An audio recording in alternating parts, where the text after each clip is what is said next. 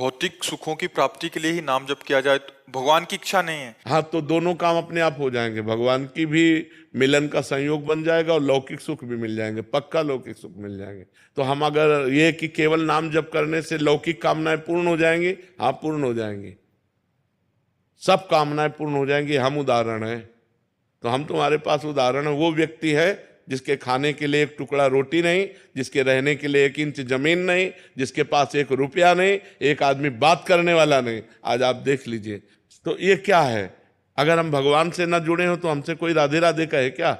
भगवान का ही तो सारा वैभव है। अगर आप ईमानदारी से भगवान का भजन करोगे तो जिन्होंने 1 सेकंड में अनंत ब्रह्मांड बना दिए, वो हमारे लिए सुख की व्यवस्था क्यों नहीं कर देंगे?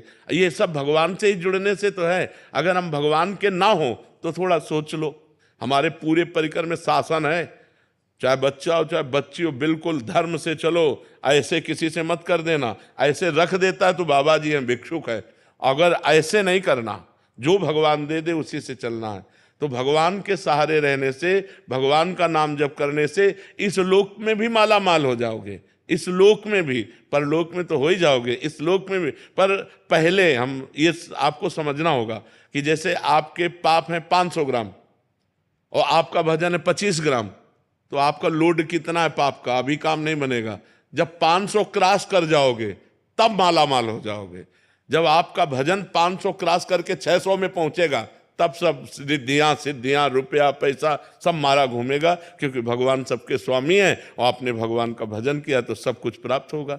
इसलिए चिंता नहीं करना चाहिए, भगवान का चिंतन करना चाहिए। महाराज जी, एक तरफ तो कामना करनी पड़ती है फिर भी पूरी नहीं हो रही। महाराज जी, हम आपके आश्रित जन है, हमने तो ना चाह की, बट हमें इतना भरोसा कि महाराज जी आपके आश्रय में है, प्रभु के आश्रय में है, तो इसमें क्या है कि हम लोग भगवान को पूर्ण जब समर्पित हैं, तो जैसे माँ को चिंता होती कि बच्चे को बाल भोग करवाना है, बच्चे को राजभोग कराना है, चल अब खेलना बंद कर, बाल भोग कर, राजभोग कर, ऐसे भगवान हमारी व्यवस्था करते हैं। हम कामना नहीं करते, पर वो भगवान व्यवस्था करते हैं आगे से आगे।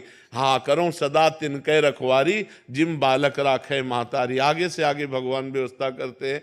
बिल्कुल निश्चिंत हो जाओ, बिल्कुल निर्भय हो जाओ, भगवान तुम्हें बहुत प्यार करते हैं। पर बस भगवान का भजन करो, तब भजन नहीं करोगे तो समझ नहीं पाओगे, भगवान के प्यार को नहीं समझ। भगवान के बिना शांति नहीं है। देखो, जैसे लोग पशुओं को भूंज भूंज के खाते हैं, हम कहते हैं दया करो इन जीवों पर, तुम ऐसा पाप कर रहे हो, तुम्हें भूंज देगा काल।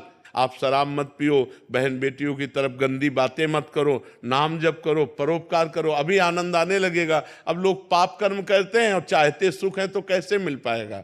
गंदे आचरण करोगे, पाप कर्म करोगे तो सुख